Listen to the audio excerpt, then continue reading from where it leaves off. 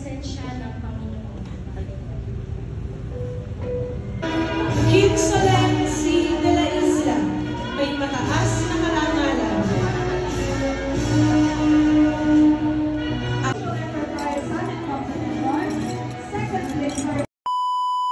Hi guys! Welcome back to Kinsolen TV. So for today's video, kaya samahan niyo po ako. Tara, tara, tara! Okay guys, on the way na po kami papuntang school namin. Ayan, hinatid na lang po kami ni Lolo since wala po kaming pagpaparkingan kung si Daddy pa po yung magta-drive sa amin. Guys, hindi ako nakapagdala ng pamaypay or kahit yung fan kasi ang liit lang nung bag ko and hindi siya magkakasya. And ayoko din naman ng maraming bitbit since bawal din naman yung maraming bitbit. Kaya eto si Ante, nagpapaypay gamit ang panyo. Ayan guys, so since nasa hulihan kami ng pila, since MSI 6 Jose Rizal, may chance pa kami na magpicture bago umusod yung pila. So, ayan, nagpicture muna kaming lahat ng girls. Kanina nagpicture ang boys, ngayon girls naman. Okay, pasok na. Oh, bilis, pasok na doon. Oh, bilis, pasok. Boss, pasok na doon.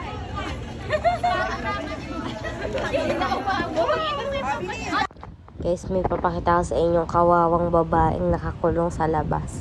Kasi, isa lang po yung pwedeng pumasok. So, since si Daddy yung aakyat sa stage, si Daddy yung kasama ko dito, bawal pumasok si Mommy. Pero siguro papapasok ko naman yan after siguro ng graduation.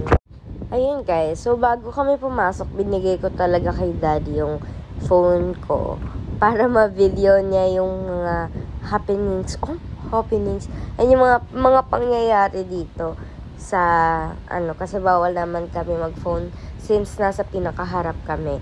And ayan guys, ako po ang panalangin since masyado po akong mabait. Huy! Ating palatuntunan, manatili po tayo nakatayo at sabayan natin ang pag-awit ng upang hinirang sa pagkumpas. Batang nagkamit ng mataas na karangalan mula sa Grade 6 Jose Rizal. Nasusundan ng pag-awit ng himno ng Kalamba at himno ng JRMS.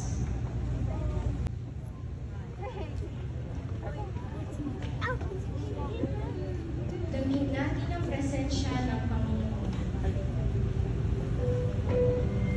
Amang makapangyarihan sa lahat, kami ay napuspos ng galang, taus-pusong lumalapit at nananalangin sa ikatatagumpay ng araw na ito upang kilalanin ang bunga ng pagsusumikap ng bawat mag-aaral ng Jose Rizal Memorial School.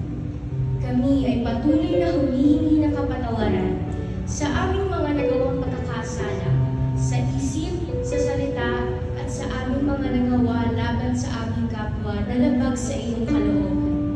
Panalangin namin, O Diyos, ang inyong patuloy na paggabay sa aming na naaayon sa iyong kalooban. Maraming salamat dahil binigyan mo kami ng katatagan ng loob upang malampasan ang lahat ng hamon at pagsubok na aming naranasan sa loob ng 6 na taon dito sa paaralan. Maraming salamat sa mga tao na binigyan mo ng malambot na puso upang tulungan kami na makuha ang aming mga misyon at layunin. Sa aming mga magulang na walang sawa ang suporta, ramdam namin ang inyong walang hanggang sakripisyo na nagbunga upang makamit namin ang aming mga minimikhi. Sa aming mga guro na matyagang natuturo, maraming salamat dahil binigyan niyo kami ng pag-asa na may pagpatuloy yung aming pag-aaral sa kabila ng pandemyang naranasan. At sa aming mga kapatid, kaibigan at kaklase na nagbigay saya at inspirasyon. At lalo-lalo na sa aming mga sarili na binigyan mo ng pagkakataon na mabuhay at matamasa ang iyong mga biyaya. Naway bigyan niyo po kami ng kapwa ko magsisipagtapos ng lakas at talino upang magamit sa pagpapatuloy na naabuti ng aming mga pangarap. Turuan niyo po kami na maging mapagmahal at masunurin na mag-aaral at bilang isang kapaki-pakinabang na mamamayan. Tulungan niyo po kami na isa puso ang inyong mga kautusan at magkaroon ng totoong malasakit sa kapwa, sa bayan, Yan lamang po ang aming sakot dalangin sa inyong matamis na pangalan. Amen.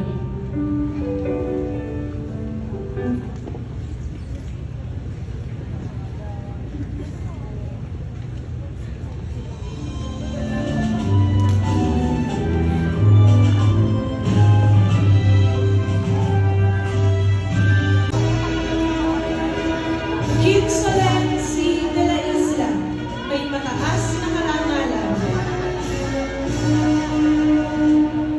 Akisha Mary M. Estacio, may karangalan. Faye Yasmin M. Heredia, may karangalan.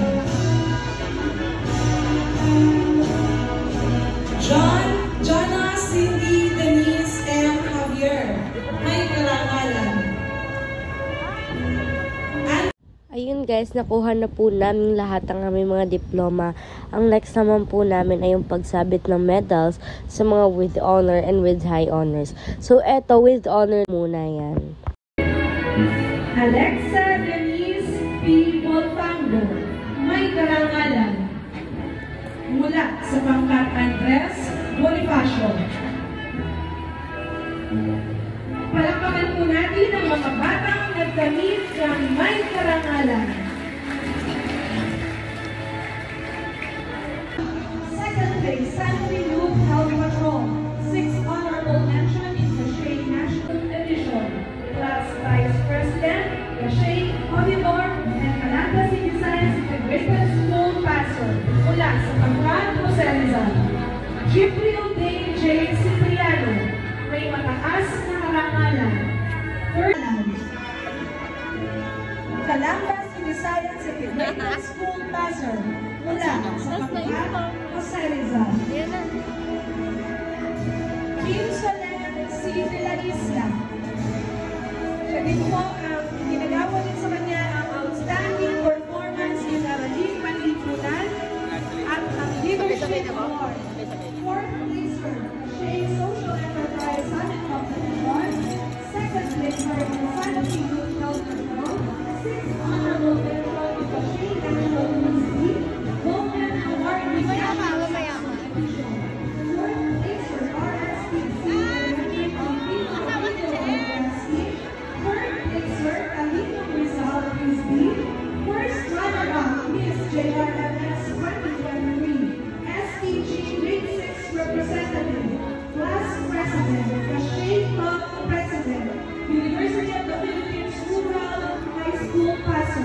Calamba City Science Integrated School Paso. Mula sa pangkat Jose Rizal. Sofia Teris and Ginakaran.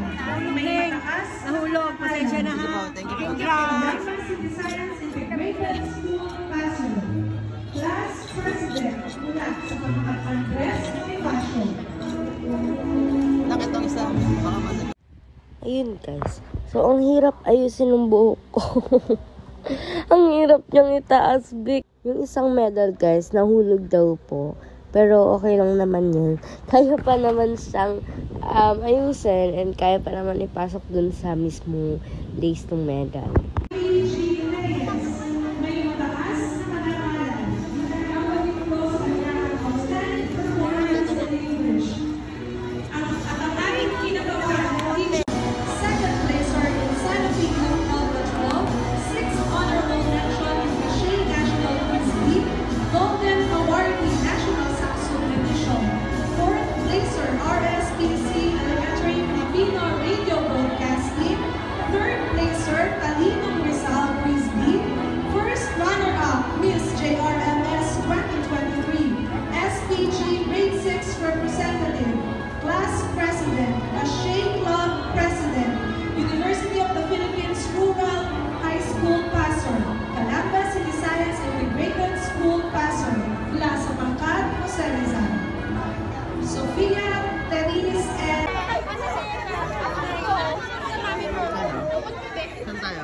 Saan tayo? Okay, dahil si Ante ay may pinatapos na transition. Ayan, dito na ako nag-TikTok, be. Magkakapicturean din.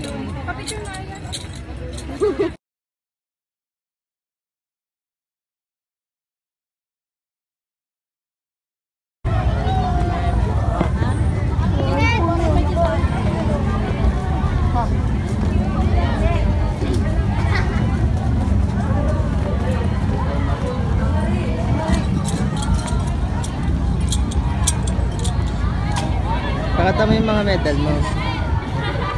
Napakita mo yung medal mo. Ano? Hawak ko to. Ah, sige, go. Go. Diyan na lang. Yan, diyan na lang, diyan na lang.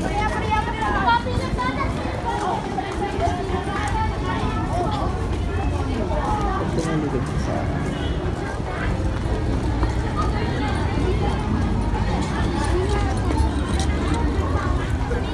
Okay na?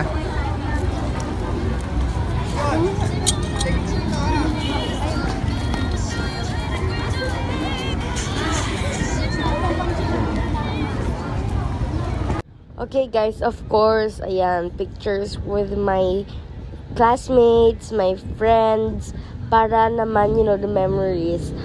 Hindi namin na-videohan lahat ni Daddy, yung mga pictures namin together, but ayan lang yung mga na-video. Pero siguro madami pa dyan. And nasa amin naman yung memories na yun.